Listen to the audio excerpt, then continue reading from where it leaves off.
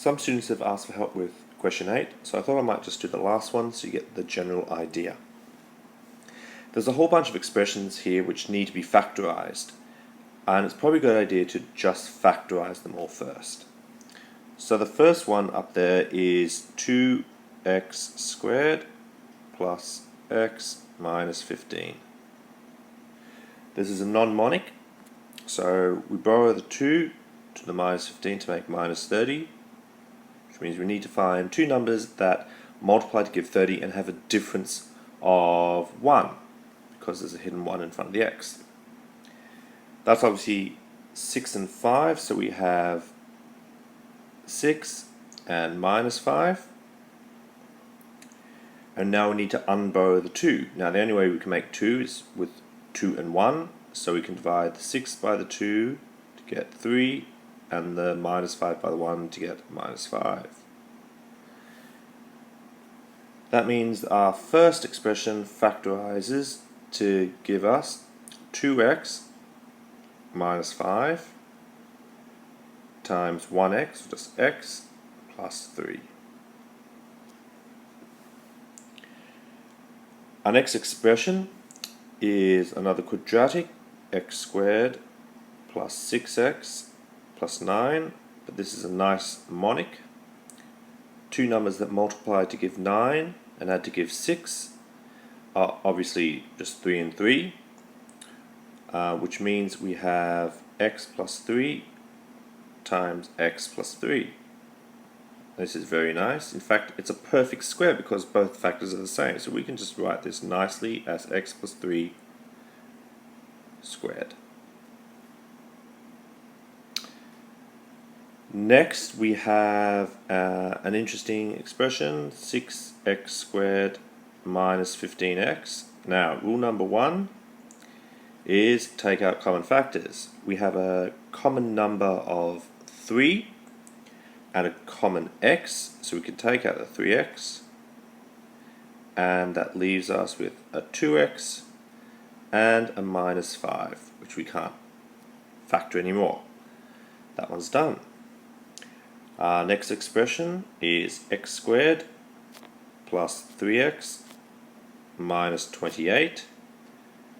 That's another nice monic. We need to find two numbers that multiply to give 28 and have a difference of 3 because of the minus in front of the 28.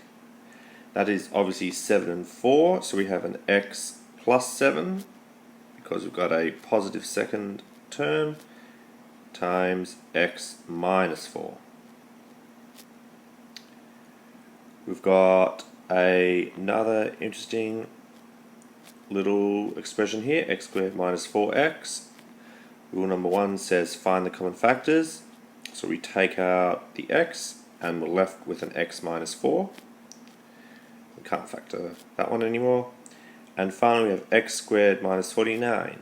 Now, no common factors, but you might notice that both x squared and 49 are squares. So we can use the difference of two squares to write this as x minus 7, x plus 7. Now that we've factorized everything, let's rewrite this whole expression to something nicer. So,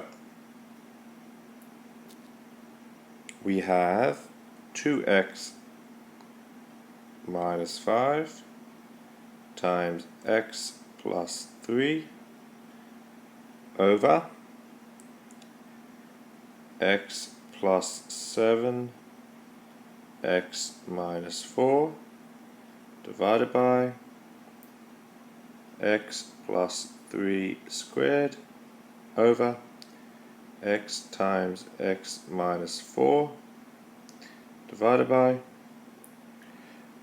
3x times 2x minus 5 over x minus 7x plus 7.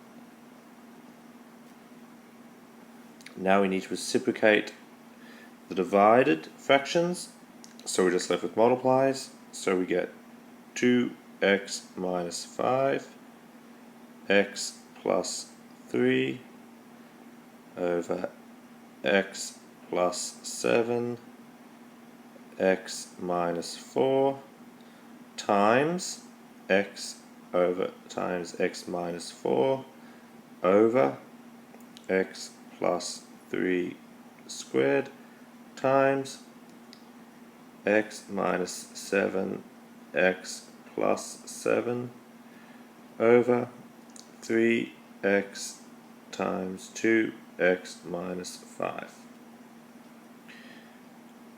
Now we can do a bit of cancelling out. We have a 2x minus 5 on the top and a 2x minus 5 on the bottom, which disappears.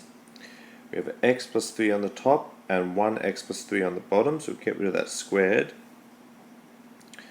We have an x on top and an x on the bottom. We have an x minus 4 on top and x minus 4 on the bottom.